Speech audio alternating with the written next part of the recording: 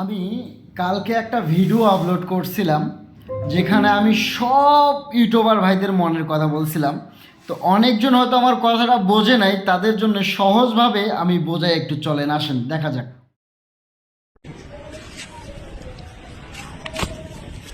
Video viral हो गया भाई, जाके व्यूज चेक कर लो।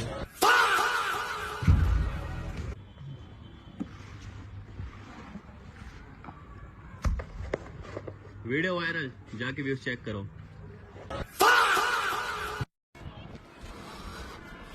भाई मैं भी ट्राई करूंगा।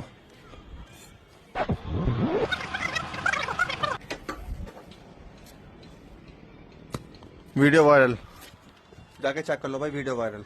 দেখলেন ভিডিওটা? তিনও জনকার ভিডিও কিন্তু ভাইরাল হয়ে গেছে। কি করলো?